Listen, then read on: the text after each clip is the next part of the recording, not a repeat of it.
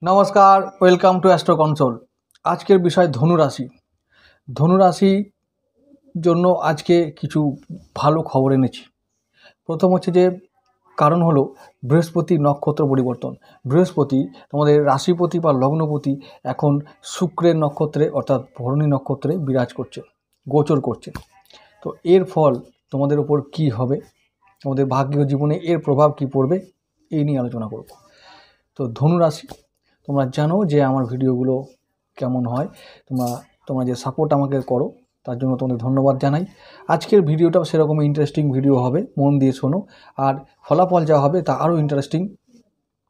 ফলাফল অনেক দিন পর তোমাদের অনুকূলে যাবে, ভাগ্য অনুকূলে আসবে, প্রচেষ্টা সফল হবে, ব্যবসা বাণিজ্য কর্ম সব কিছুই তোমাদের অনুকূলে থাকবে। এই যে গোচর, শুভ একটা গোচর।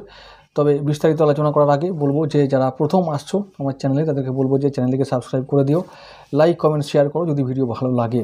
তাহলে আজকের বিষয় শুরু করি। বিষয়টা হলো যে বৃহস্পতির নক্ষত্র পরিবর্তন আর এর প্রভাব ধনুরাশির ওপরে কী রকম পড়বে।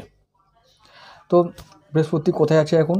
মেষ রাশিতে, তোমাদের মিত্র গ্রহের রাশিতে আছে, অর্থাৎ পঞ্চম ভাবে। আর পঞ্চম ভাবে বৃহস্পতি আছেন শুক্রের নক্ষত্রে ভরণীতে।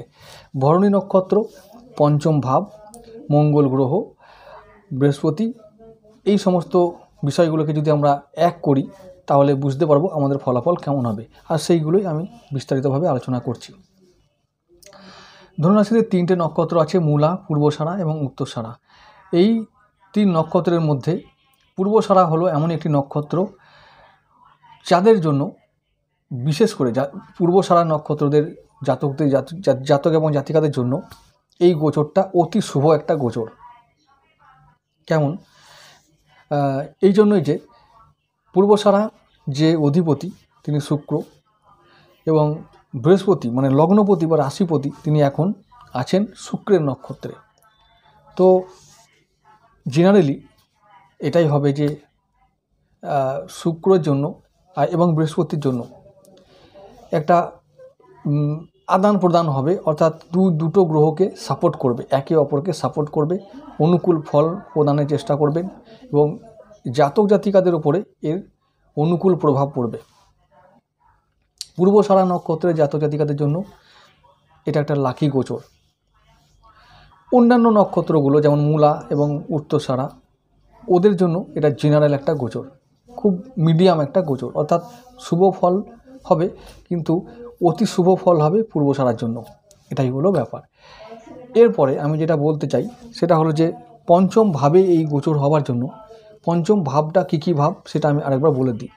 পঞ্চম ভাব পুত্র ভাব, উচ্চশিক্ষার ভাব, প্রেমের ভাব, ফিউচার বা ভবিষ্যৎ প্ল্যানিংয়ের ভাব। তারপর হচ্ছে যে কোনো তন্ত্রমন্ত্র, জাদুবিদ্যা, ব্যবসা বাণিজ্য, এই সমস্ত ব্যবসা বাণিজ্যের জন্য সপ্তম ভাব আছে। কিন্তু প্রচেষ্টা, কোনো কিছু শুরু করা, নিজের প্রতিভা বা স্ট্রাগল করার কতটা ক্ষমতা আমার আছে, সেই সমস্ত কিছু বিচার আমরা করি পঞ্চম ভাব থেকে।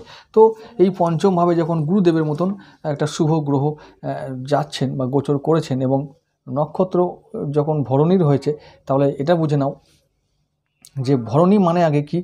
ভরণী মানে হলো ভরণ পোষণ করা, যার কাজ হলো ভরণ পোষণ করার দায়িত্ব নেওয়া বা দায়িত্ব দেওয়া। তাহলে তোমাদের কি হবে? ব্যাপারটা হবে সন্তান এবার তোমাদের ভরণ পোষণ করার দায়িত্ব বহন করবে। উল্টোটাও হবে, বাবা মা সন্তানের ভরণ পোষণ করার জন্য অর্থাৎ ভরণ পোষণের দায়িত্ব গ্রহণ করবে। অর্থাৎ নতুন যারা পিতামাতা হতে চলেছ তাদের পিতামাতা হবার সম্ভাবনা হবে, বাড়বে এবং তারা নতুন সন্তান পাবে। এটা একটা শুভ গোচর। এবং আরেকটা কথা যেটা বলছিলাম যে স্ট্রাগল করার কথা যেটা বলছিলাম, যে স্ট্রাগল করে দায়িত্ব নিয়ে দায়িত্ব পালন করতে হবে সন্তানের ওপরে, পরিবারের ওপরে, এবং তোমাদের শিক্ষা এমনভাবে গ্রহণ করতে হবে যে শিক্ষাটা তোমাদেরকে দায়িত্ব নিতে শেখাবে, ভবিষ্যতে প্ল্যানিং করানো শেখাবে, রোজগার করা শেখাবে, স্ট্রাগল করা শেখাবে। এই সমস্ত কিছু ঘটনা ঘটবে পঞ্চম ভাব থেকে।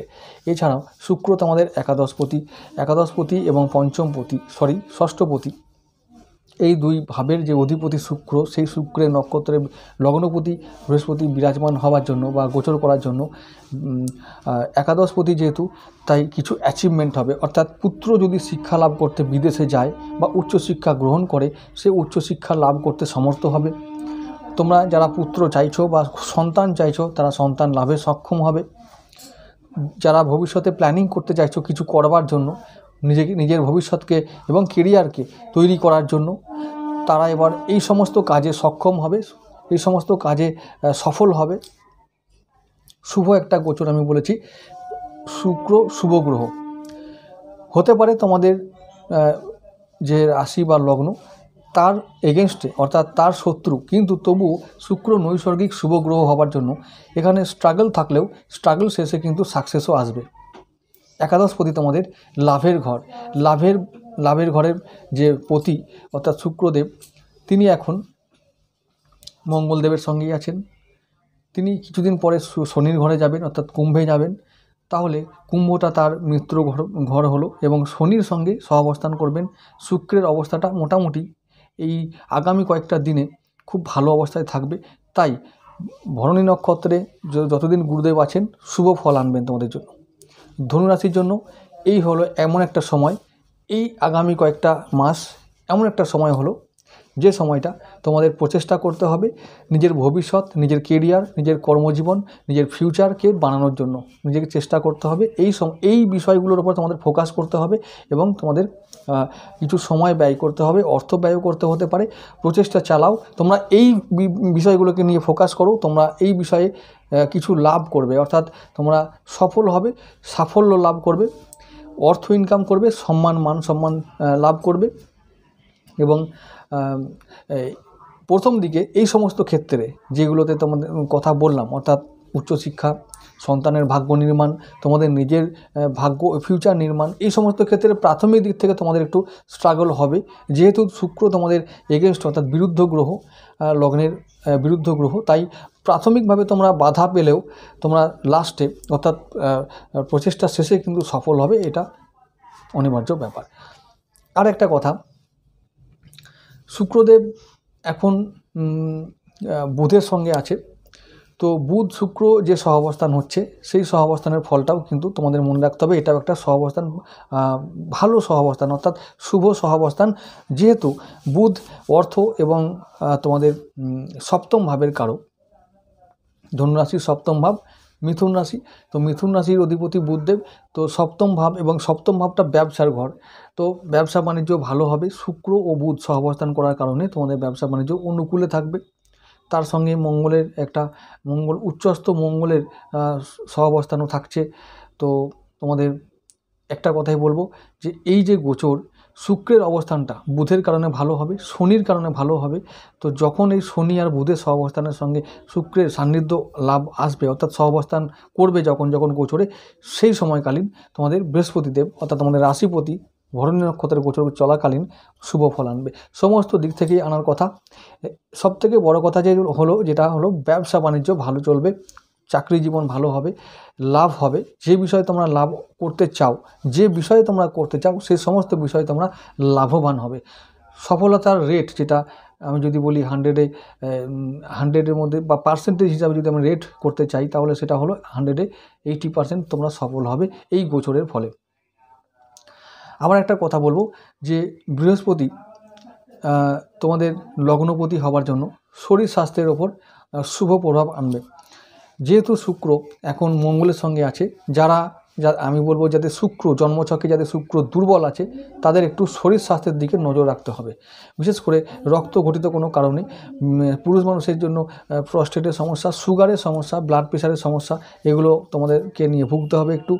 আর বুধের জন্য বলবো, যেহেতু মঙ্গল, বুধ ও শুক্র এখন সহাবস্থান করছে, তো বুধ তোমাদেরকে একটু শরীর স্বাস্থ্যের উপরে বেগ দেবে। যেমন কোনো নার্ভাস সিস্টেমের উপরে একটু প্রভাব পড়া, মানসিক দুশ্চিন্তার একটু সম্মুখীন হওয়া, ব্যবসা বাণিজ্যের উপরে ব্যবসা বাণিজ্য মানে কারণে তোমাদের মানসিকভাবে একটু পীড়ার সম্মুখীন হতে হবে, একটু স্ট্রেস প্রভাব ফেলবে তোমাদের শরীরের ওপরে বা মনের ওপরে। এগুলো থেকে সাবধান থেকো।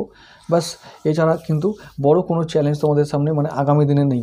ধনুরাশির জন্য এই যে বৃহস্পতি নক্ষত্র পরিবর্তন বা এই যে নক্ষত্র ভরণী নক্ষত্রে গোচর, এটা একটা শুভ ফল ওভারঅল আনবেই, তোমরা দেখে নিও। আর একটা কথা বলবো যে পূর্বসারা হলো এমন একটি নক্ষত্র, এই নক্ষত্রটা জন্য এটা শুভ গোচর, ভালো ফল আনবারই কথা, অতি শুভ ফল আনবে। আর শুভ ফল আনবে মূলা এবং উত্তরসারার জন্য। মূলার জন্য একটু চ্যালেঞ্জ আছে, এই জন্যই যে শুক্রের সঙ্গে যে কেতুর যে সম্পর্ক সেটা খুব একটা ভালো না। তবুও বলবো যে যেহেতু বৃহস্পতি কেতুর একটা মিত্র গ্রহ হিসাবে ভাবা হয়, তো যেহেতু বৃহস্পতি, তাই খুব বেশি ড্যামেজ না হলেও চ্যালেঞ্জ তো থাকবেই তুলনামূলক। তো সেই চ্যালেঞ্জকে পার করতে হবে তোমাদের। যেহেতু কেতু এখন তোমাদের দশমভাবে আছে, তো দশমভাবে কেতু মানে কর্মের জায়গায় চ্যালেঞ্জ আসবে। এই যে গোচর চলছে এখন, এই যে গোচরটা তোমাদেরকে কর্মভাবে চ্যালেঞ্জ এনে দেবে, এবং কর্মের জায়গায় যে চ্যালেঞ্জ তোমরা এখন ফেস করবে তার উপরে, অর্থাৎ কর্মভাবের উপরে রাহু দৃষ্টি আছে, এটা মনে রেখো। তো কর্মভাবটা একটু হলেও প্রভাবিত হবে। তো এই চ্যালেঞ্জ যদি তোমরা পার করতে পারো, তাহলে কিন্তু বৃহস্পতির যে সাপোর্ট তোমরা পাওয়ার কথা যেটা ভাবো সেটা তোমরা পাবে। তো যাই হোক, আজকের যে গোচর ফল বা এই যে নক্ষত্র পরিবর্তনের ফল, সেটা আমি বিস্তারিত আলোচনা করলাম। কেমন লাগলো, কি হলো, সমস্ত কিছু জানিও কমেন্ট করে। আর আগামী দিনে ধনুরাশির সম্বন্ধে আরও অনেক ভিডিও আনবো, তোমরা আমাকে সাপোর্ট করো। আজকের ভিডিও এইটুকু থাক। নমস্কার।